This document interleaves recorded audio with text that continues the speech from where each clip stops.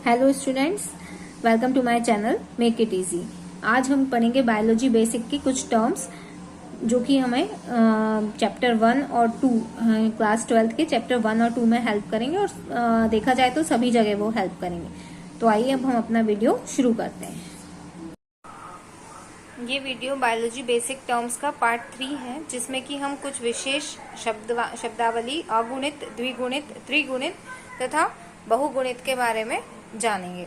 परंतु इन सबको जानने से पहले हमें एक विशेष शब्द को जानना जरूरी है, जो कि है गुणसूत्र, जिसका कि विस्तृत अध्ययन हम कोशिका वाले पार्ट में करेंगे। परंतु उससे पहले हमें इसको शॉर्ट में जानना जरूरी है। गुणसूत्र, जिनको कि इंग्लिश में क्रोमोसोम बोला जाता है।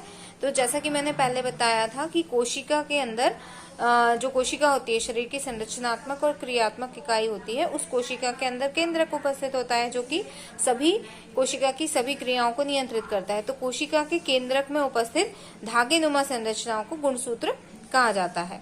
तो ये गुणसूत्र है। अब इसी के आधार पर हम कुछ शब्दों को जानने का प्रयत्न करेंगे। तो ये एक प्रारूपिक कोशिका है, जिसमें मैंने बताया है ये केंद्रक है, ये गुणसूत्र है, और ये बाहर वाली जो है ये कोशिका कला होती है, जिससे कि अब आप भली भांति परिचित हो चुके होंगे। अब हम आगे बात करेंगे अगुणित की। तो पहली शब्दावली का पहला शब्द है अगुणित। अगुणित मतलब हैप्लॉइड। तो जब गुणसूत्र की संख्या, जब किसी कोशिका में गुणसूत्र की संख्या आधी रह जाती है, तब इसे अगुणित कहा जाता है। और उदाहरण जैसे युग्मक, युग्मक जो होते हैं आगे पढ़ेंगे उनके बारे में अपन, नर और मादा युग्मक पाए जाते हैं। तो युग्मक में गुणसूत्र की संख्या अगुणित होती है, इसे x या n से प्रकट करते हैं। इसके बाद दूसरा शब्द है द्विगुणित, जिसको कि डिप्लॉइड कहते हैं। डाई या डिप्लॉइड, डिप्लॉइड का मतलब डाई जहां पे भी शब्द आता है वहां पे उसका मतलब 2 हो जाता है। तो जब गुणसूत्र की संख्या दुगनी हो जाती है तब उसे द्विगुणित कहा जाता है। उदाहरण युग्मनज, जिसे कि जायगोट कहा जाता है इंग्लिश में, इसे 2x या 2n से प्रदर्शित किया जाता है। अब बारी है त्रिगुणित की। तो जब गुणसूत्र की संख्या 3 गुना हो जाती है तब इसे त्रिगुणित कहा जाता है। उदाहरण भ्रूण कोश या एंडोस्पर्म, जिसके के बारे में हम अध्याय 2 में पढ़ेंगे, जहाँ पे कि हमें लैंगिक, जहाँ पे हमें पुष्पीय पौधों में लैंगिक जनन के बारे में पढ़ना है। इसे 3n या 3x से प्रदर्शित किया जाता है। इसके बाद बारी आती है बहुगुणित, पोलीप्लॉइड या मल्टीप्लॉइड की। तो जब गुणसूत्रों की संख्या बहुत ज्यादा हो जाती है और गिने नहीं जा सकते, तब इसे बहुगुणित या पोलीप्लॉइडी कहा जाता है। इस तरीके से हमने इन 4 टर्म्स के बारे में जाना है, जो कि हमें पहले और दूसरे अध्याय में उपयोगी होंगी। अगुणित, तो अगुणित एक बार रिवाइज कर लेते हैं फिर से। अगुणित मतलब जब गुणसूत्र की संख्या आधी रह जाती है तो इसे अगुणित कहा जाता है, जो कि युग्मक में पाया जाता है ना।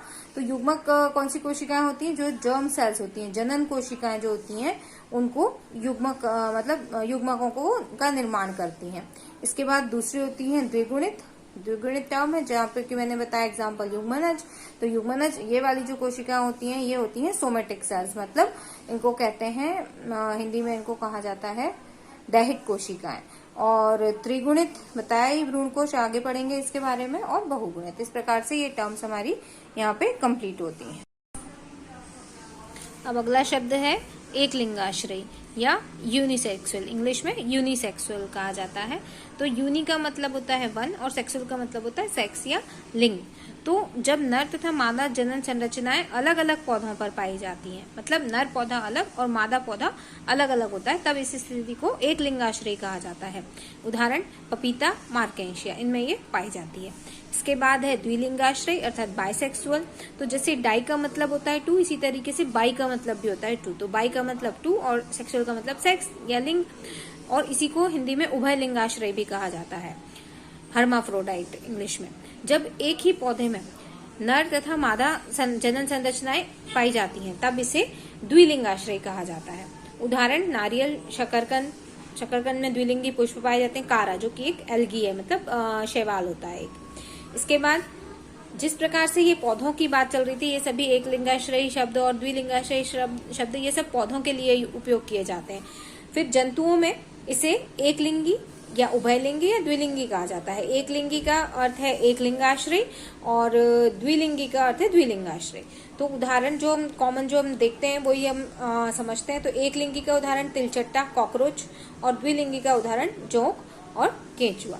इस तरीके से हमने लगभग 6 टर्म्स आज यहाँ पे पढ़ी हैं। तो पहली थी हमारी अगुणित, फिर द्विगुणित, फिर त्रिगुणित, फिर बहुगुणित, एकलिंगाश्रयी और द्विलिंगाश्रयी। ये सभी आपको यूनिट 1 क्लास 12 यूनिट 1 के फर्स्ट और सेकंड चैप्टर में ज्यादा उपयोगी होंगे। इसके अलावा बायो में ये हर जगह पे ही उपयोग की जाती है, तो इनका मतलब समझ में आना सबसे ज्यादा जरूरी है। और अब मैं चाहती हूँ कि आप मेरे कुछ क्वेश्चंस के आंसर कमेंट बॉक्स में लिखकर दें। तो मैंने 5 क्वेश्चंस पूछे जिनके की जवाब मैं आपसे कमेंट बॉक्स में चाहती हूँ। ठीक है, तो पहला क्वेश्चन है गुणसूत्र किसे कहते हैं। दूसरा है युग्मक एक रचना है, कैसी रचना है, मतलब अगुणित है, द्विगुणित है, त्रिगुणित है, बहुगुणित है, तो वहां पे ये शब्द आएगा। इसके बाद युग्मनज एक कैसी संरचना है, तो इसके बारे में बताना है, कैसी अगुणित द्विगुणित जो भी होती है।